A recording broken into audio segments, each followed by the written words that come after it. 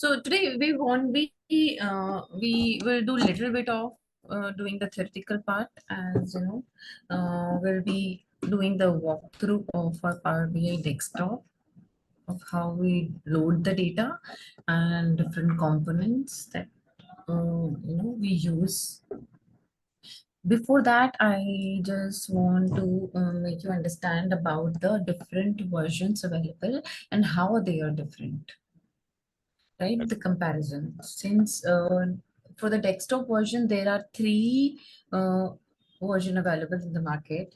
One is Power BI Desktop, which we would be using for the training purpose, which has limited features for us.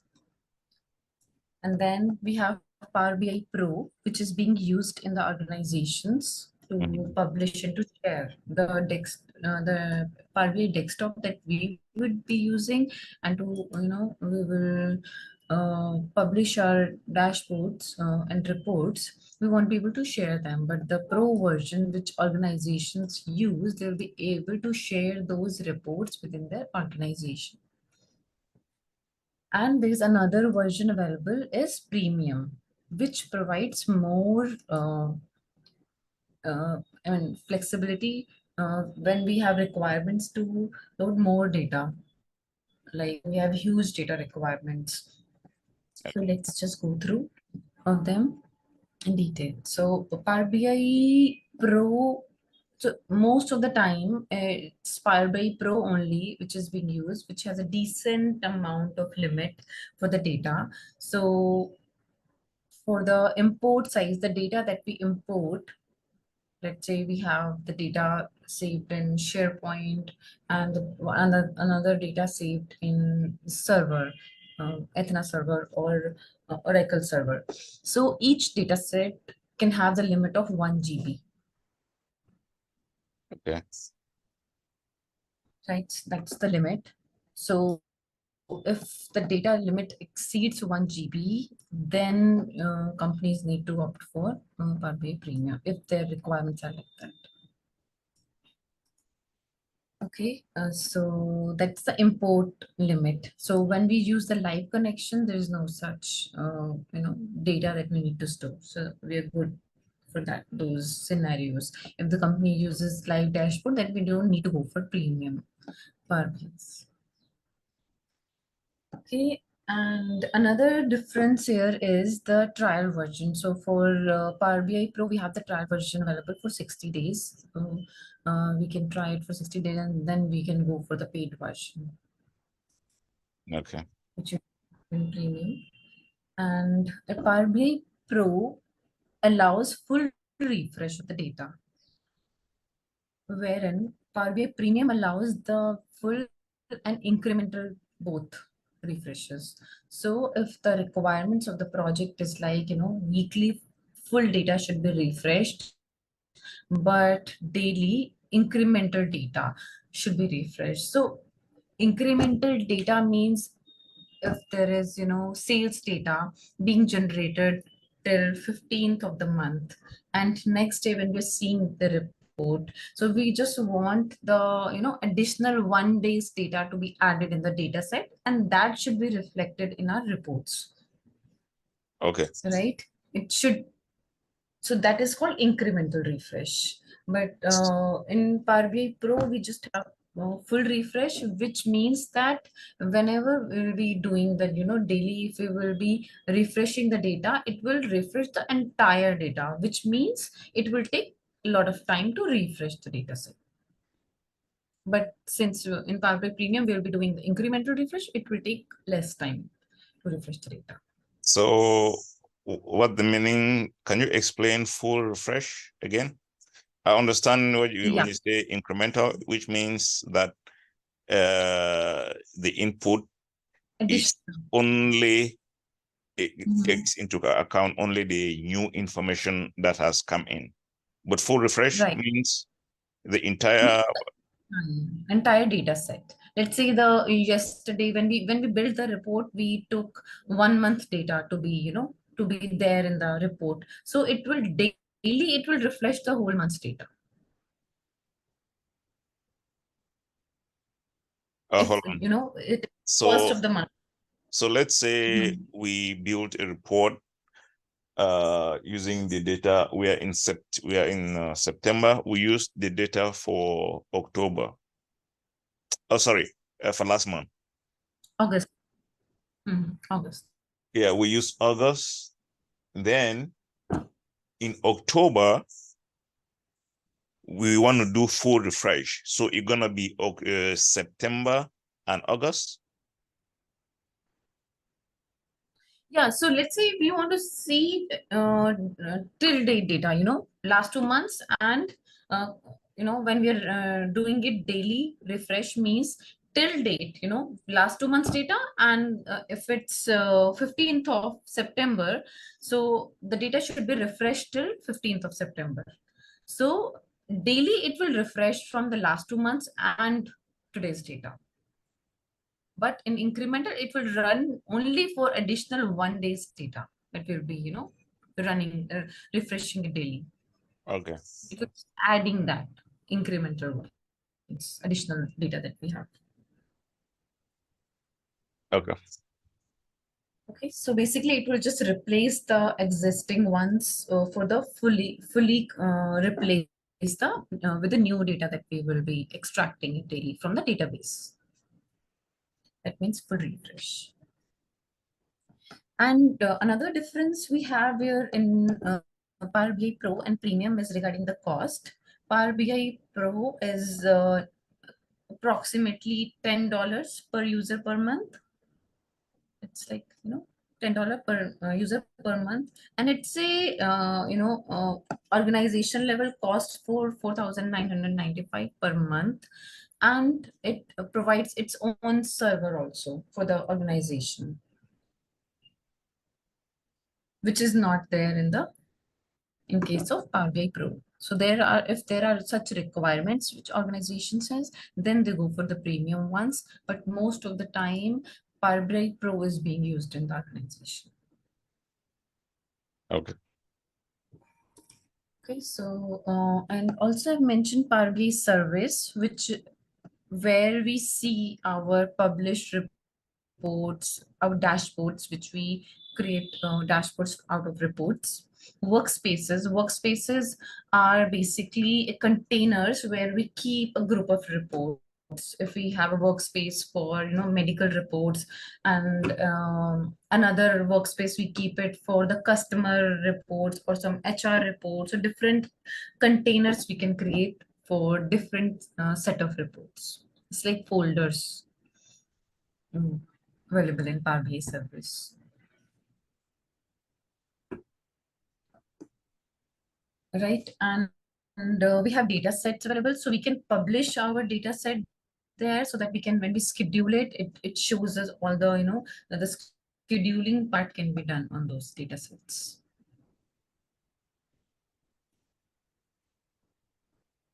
Okay, and there are some additional features also available on Power BI service, like creating a workflow. If one report is depending on the other report, so first one runs and then the other one runs. So creating a workflow is altogether a different section, which is it's integrated in Power BI service. It is also available in some cloud-based applications of Microsoft, like Databricks and Azure Data Factory, all these applications. This is also integrated in Power BI service as well. And another great feature is to share the report through Power BI service, where users can, ask questions, and user can set up notifications or subscribe to those reports whenever some changes happen, and whenever the daily refresh runs, so users get notified. So any questions so far in all the different versions available for Power BI? No. Oh. That's okay. Sounds good. Mhm. Since it's very important for us to know the product well before we start working on it, it's just the basics that we should be knowing about the product variants available and how they're different. And let's learn that what is the common flow of activities that we perform in Power BI when we need to prepare any report. We should be have this in our mind that what exactly are the steps that we're going to follow. So I mentioned here that we will be bringing data in Power BI Texture, but even before doing that, the very main step that we do is we get the requirements from the business or the stakeholders that what exactly needs to be there on the report, and what type of data being used. So for those requirement sessions, there are multiple sessions happen, and in those sessions, all the uh, all the types of functionalities that will be there on the Power BI report are discussed. Those sessions are really very important and should be documented. In those sessions, we discuss about the input sources, that what will be the format of those uh, files, or it will be a database. If it's a database, as a data analyst, we should know that is this data source compatible with Power BI or not. So since it's a limit of data sources that we can connect, so that type of information should be there in those requirement doc that we prepare. And we should ask some relevant questions like, how, what all type of information should be there on the report, and who will be the end user who will be consuming those reports. If it's a CEO or senior leadership who will be reviewing that report, or it's a marketing team or sales team who will be interested in their team members, how their team members are performing, that type of a report. So based on how our audience is, changes our perspective of how the report should be developed. So it really helps us to start working on the report when we know the audience or the input and output sources, the formats. And once we get the clarity on all these questions, the next step is to understand the data. So once we get the data, we take some time to understand all the important fields, and we should ask relevant questions about the important keys available in the data, and what all parameters should be visible on the main page, or first page of the report if there are multiple reports available. And also what are the key elements that they might not tell what are the type of charts they want to look at. Maybe sometimes they tell, but sometimes they can't, they don't. Then you should use our own knowledge that what type of chart should be there. But we should definitely know the key areas where we should focus on.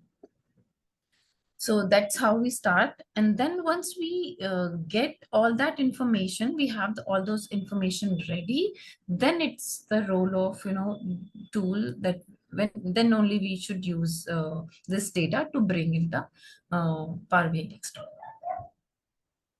So once we have this data available in our Power BI, and then we can see how the data looks like. It might be a clean data, or it might be dirty data where we need to do a lot of ETL, which means extract, transform, and load.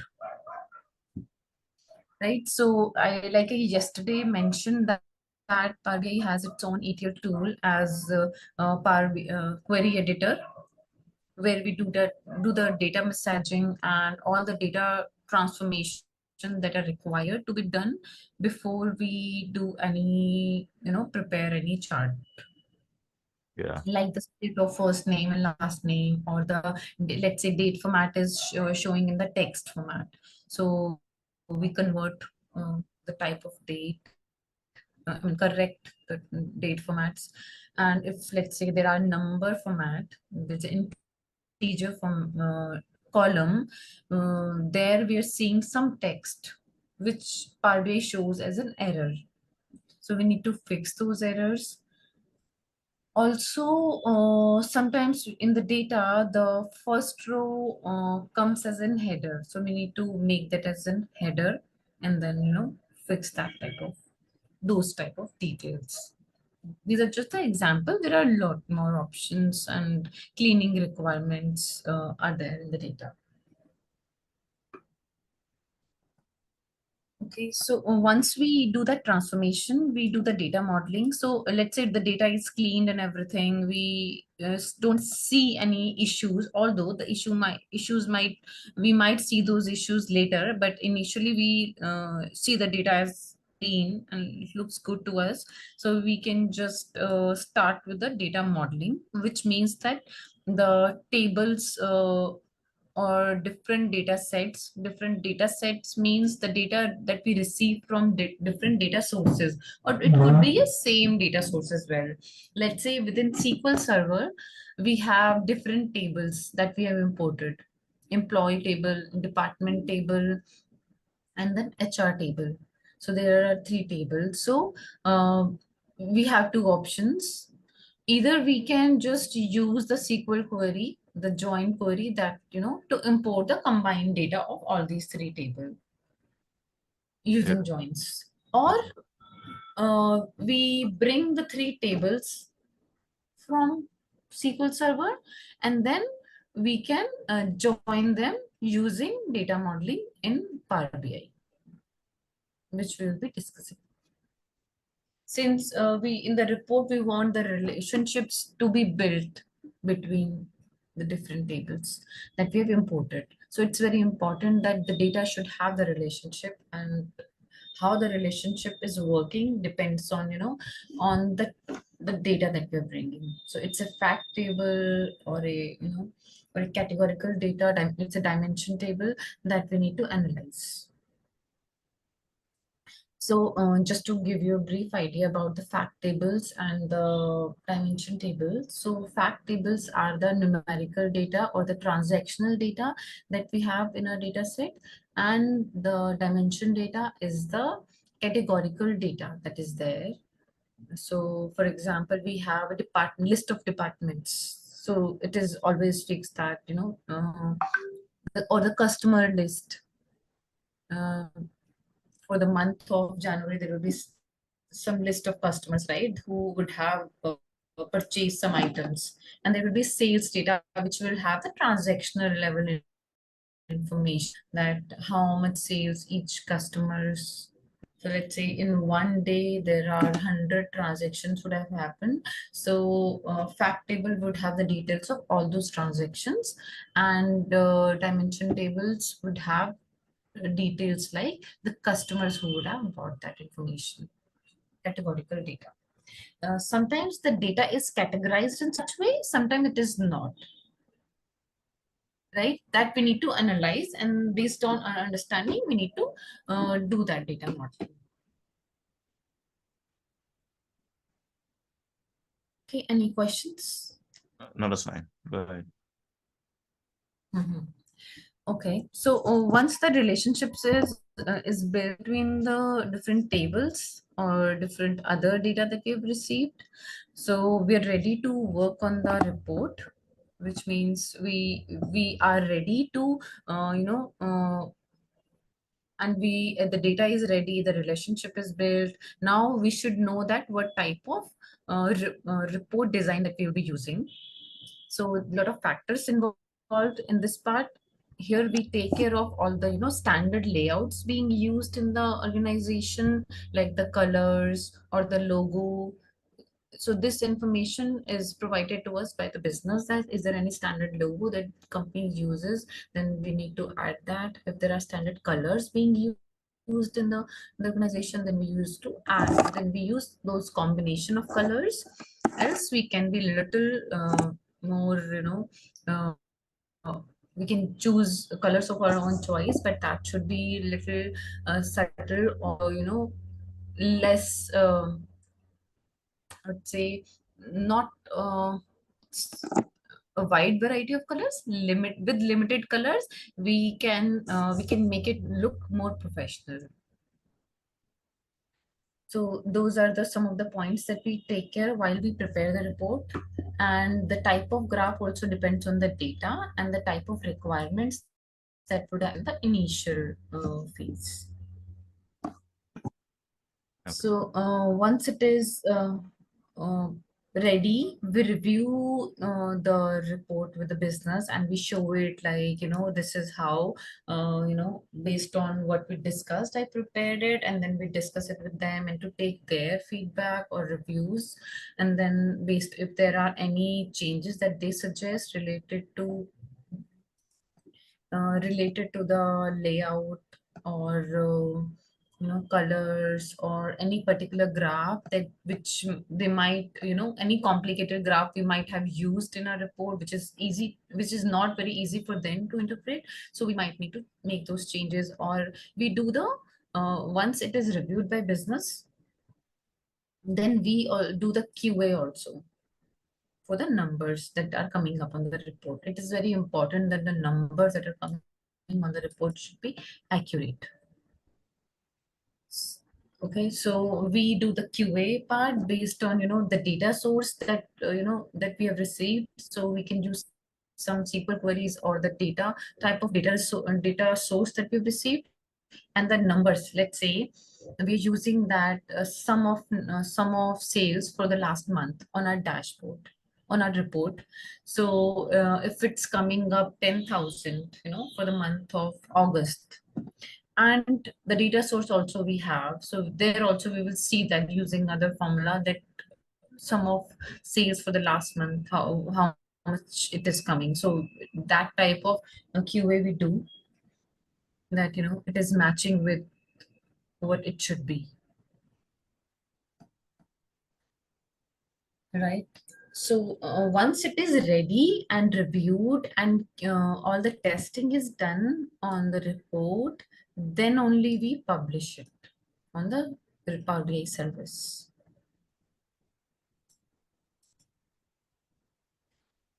And once it is published, it is ready to be shared, and then we can share it with stakeholders and business users who will be consuming that report. And we also implement row level security if it is required. There might be a scenario that there are users from different regions who have access to the report. Let's say there are east, west, north, and south. There are different people who are heads of those regions. Let's say Emily is the head of North Department and Jason is the head of South Department. So we would want that Jason should be able to view only South regions data, and Emily should be able to view the North data. So that type of security, when we apply it in the data, that is called row level security.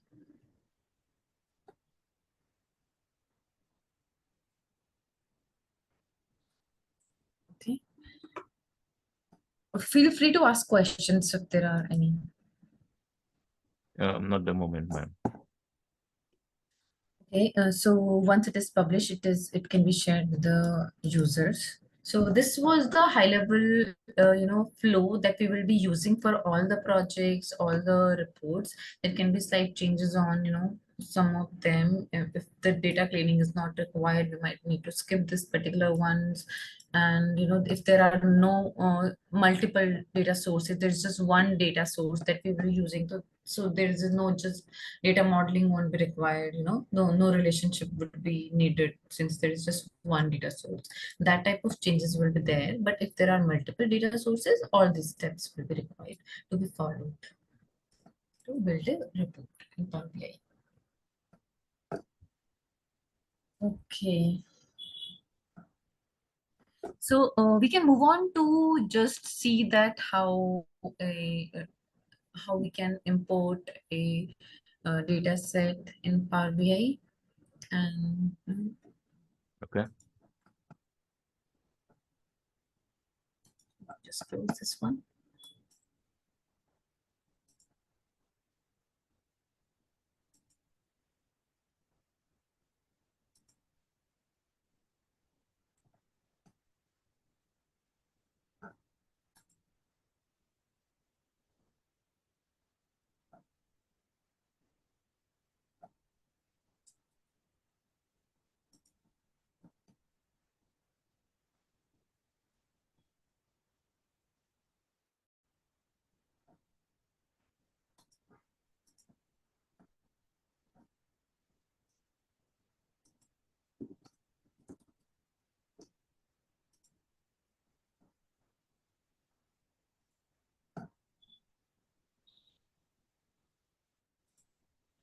Please try that, today your Power BI desktop is ready so that, we can do some practical work and I can give you some assignments also. And, you will be able to try these things simultaneously and there's no understanding gap. Okay.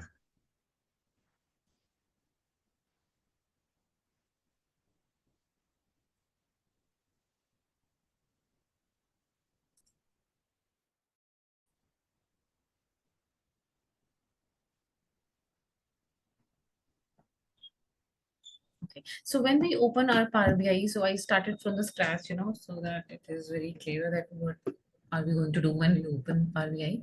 So this screen comes up. There are some videos that are available for the training purposes for the get starting.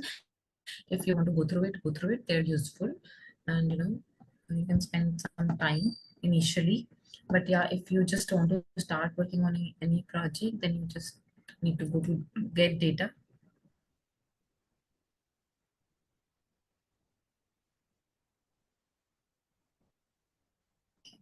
Let me just open an Excel. So there are different types of data formats, the data sources which are available in Power BI, like Excel. Common ones are Excel, CSV files, XML, JSON, any folder. So no, so there might be some instances where within a folder daily some files getting posted by some other project as an output of some daily run, or daily scheduled job or something. So we can just provide a folder and then all the files which are available in that folder are consolidated together as an input for the report. So that means the option is in folder. And then Parakit 5 is also supported by a lot of uh, uh, applications, like uh, it's used in PySpark or Databricks. It's used in Azure related applications. And SharePoint folder. So SharePoint is also, is used by a lot of companies for saving the Excel files or some, other format related files. So SharePoint folder can have multiple files where we can just extract all of them together. And if our organization uses SQL Server database, and we are, we have the access to that, so we can use the same access if we just, select the SQL Server and we will do the connect. And since we have that access, so we can provide the same credentials here. I'll just show you. So we can provide the same credentials here as in, server name. Database is optional. If one server has multiple databases, so we can provide the database specifically if we're using. If we're using multiple databases within that server for that report, so we can skip this particular one. Here we have the option to choose if it's an import or a direct query. So direct query is like a live connection in Tableau. And import means we are saving the, we are using the, what is the other connection called? Import only in Tableau. It's called import, right? Live connection versus import, right? So that is same as we use in Tableau as well. So we can use either of them. We only use direct query when we want data to be real time updated. Else we avoid using direct query. We prefer to use import because there's no latency. Within a SQL server, if we have access to SQL that we use on our desktops, so the same credentials will work here as well.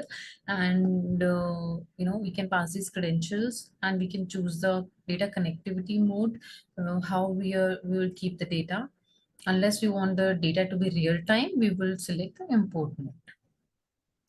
And another option that I, also mentioned before is that when we receive data from the data servers, we can, if we are getting data from the multiple tables, we don't need to import the entire table.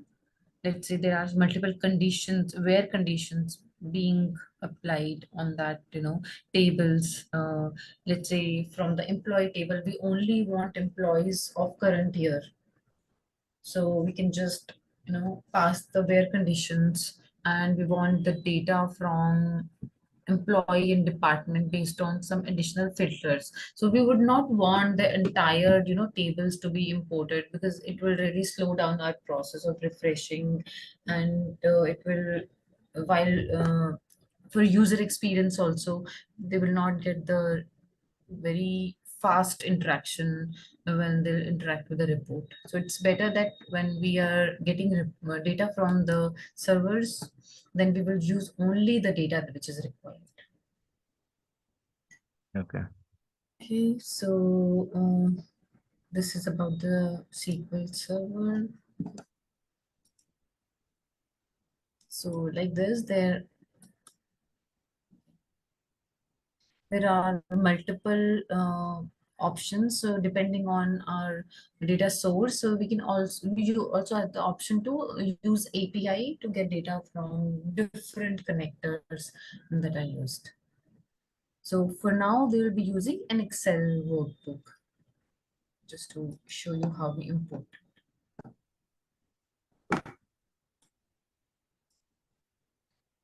So if I have data available,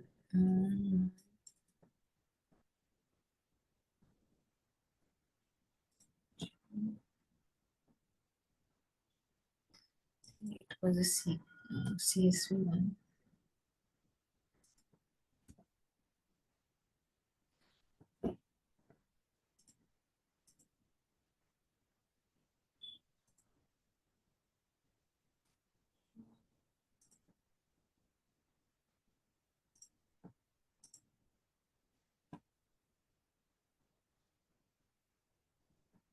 So this is a sample data which you can get it on Google as well. But if you want, I can share this data set with you for Yeah. initial, analysis, so that you can also try different things using the same data set.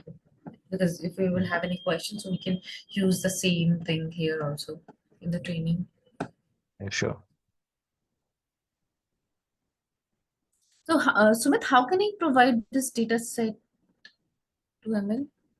Hello.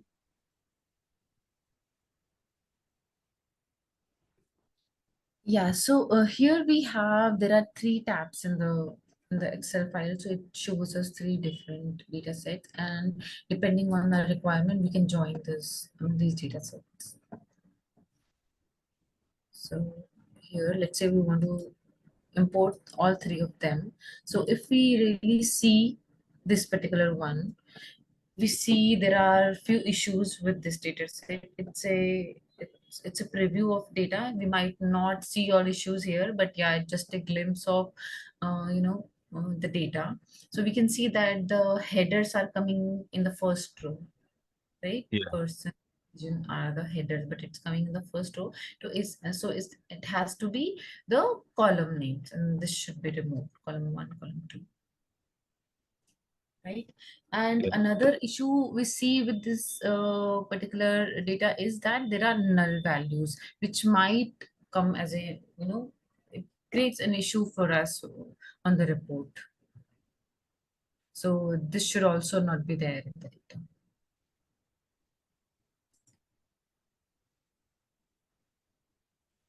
So here also we see the same thing, returned and order ID should be the headers, but they are coming up as in first row. Yeah. So we need to change that. And yeah, other than that, looks good. So we will, so here, if you really see, there are three options. So it says load, it says transform data. So when we transform data, that means we are going to the Power BI query editor, which we can navigate to through Power BI desktop application as well. When we open that, when we are working on the report while, doing anything, we can just click on the transform data, that query editor, another window opens, which I showed yesterday as well. So from there also we can open it.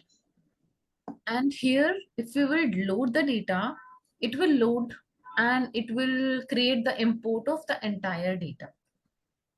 Yeah. So best practice is to first do the data transformation, and we might not need to load the entire data that we are seeing here. Maybe just a few rows we need, and the rest of the data we won't be needing. So that's why we will save a lot of space if we will just first transform and then we will load it. Okay. Any questions here? No. Okay, great. So we will go to transform data.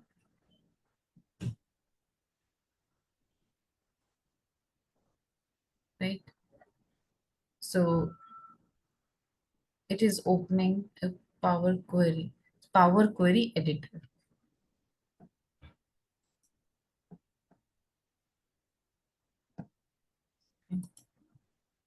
So there are three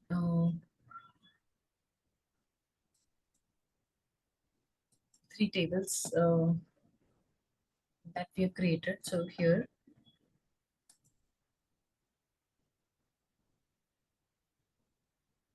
okay, so here we have different options available, and on the top, yesterday we were not able to see it because there was some data set related issue was there. So today I would just wanted to show you that the data looks like this here in like in Excel format, like we see it in Excel. We can Yeah. filter the data.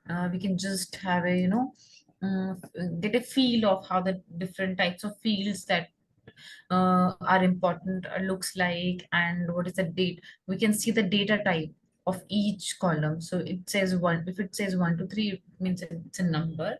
If it says ABC, that means it's a categorical data or the string data.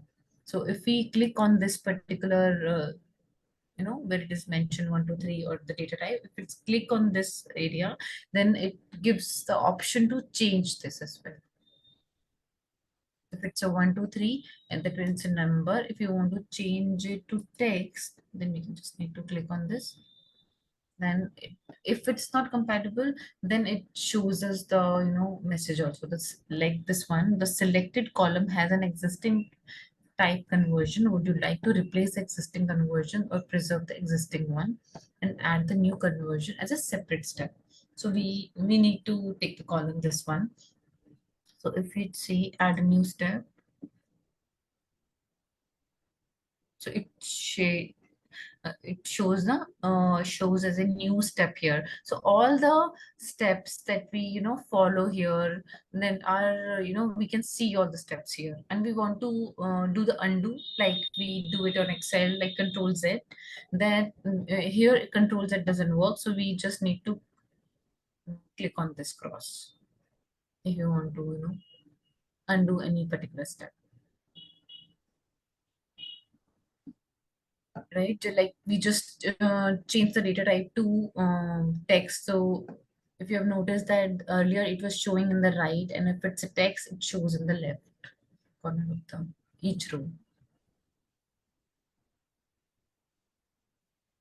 Okay, and if we just click on this, it will revert back to number. Okay. Okay, and if we want to, let's say, order date, if we want to add any date filter, equals, before, after. So let's say we want to add any particular date at after 2000 January 1, 16.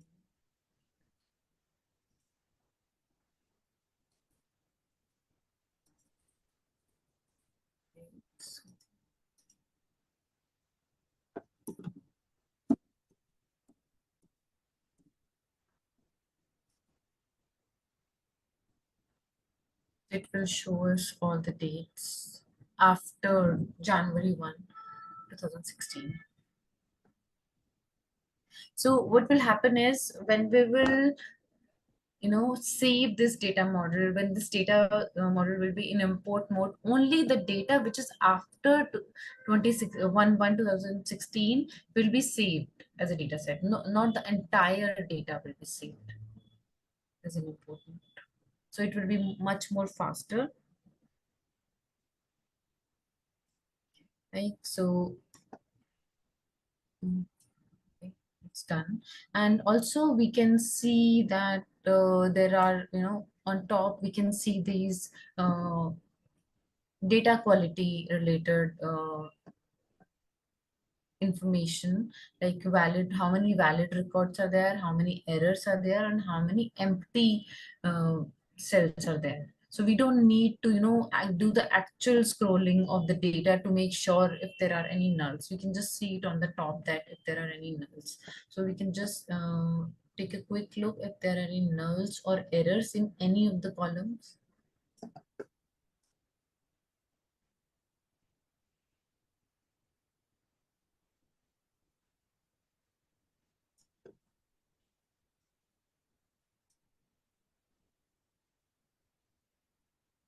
So we don't see anything.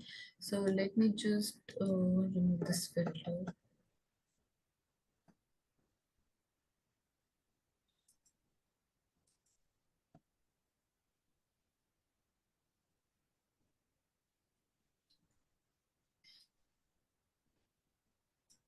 So data looks good, but if there are any data related issues, then we can see these error. Let's say there are any errors in the sales column, right? Yeah. And we want to see that what is the error and how can we fix those errors.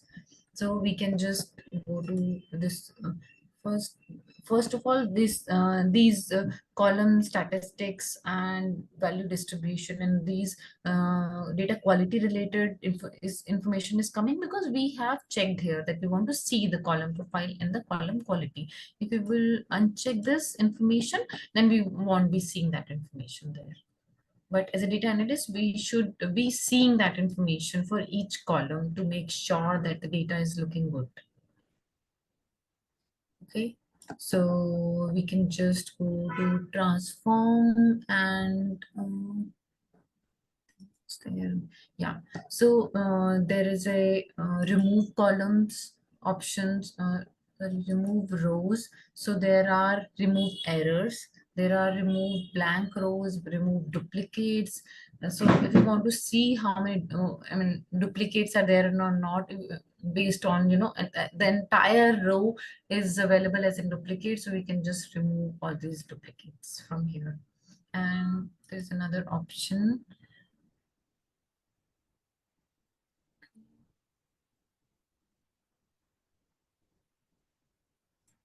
Yeah, if we want to replace errors or with zero or something, let's say there are errors, we want to replace, let's say there are null values, or there is a, in the number column, there is a text value which we want to replace with zero or something. So we can just mention zero or any other value that business asks us to put in whenever there's an error in that. If we see that in the sales column, if or any other numerical value, instead of numerical value there is a text value being provided to us, which is incorrect for sure, right? So we go back to the business and tell them there are data issues, and we're getting text values in this which we should not get. So they will, based on our discussion, either we can suggest them, we can replace those text value with zero, or they can tell us that whenever these type of rows come up, then you can remove those rows. So based on what we agree with business, we take those action accordingly. Right, so we can either replace, if you want to replace, let's say there are 10 places where those values are coming up. So we don't need to go to each cell and replace them. We can just replace all of them on the replace errors, and we can just replace them with 0 or some value that business agrees on, and then we can proceed with the next steps so that we can develop report, and whenever there is a correct data comes up, then we can add those correct values here in the data. Okay, any questions so far? No, no questions. Okay. Okay, so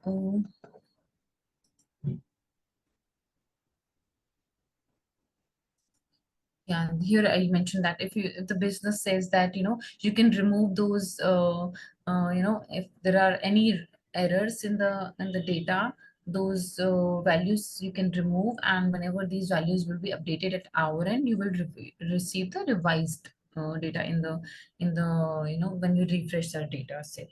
So we can remove those errors, and whenever they refresh it, then we will get the revised data set in our system. That's how we take a look at all the different fields, and we take a look at the errors. So we should always keep this column profile and column distribution. Yeah, this is called column distribution. So column distribution basically gives us the type of variety of values that are provided. If there are any major changes in the values that are there, then also we can take a look. So these are the different ways to analyze our data. Instead of going to the each column, each value, we can use these tools to do the analysis. Column profile, column distribution. So it shows us the total count.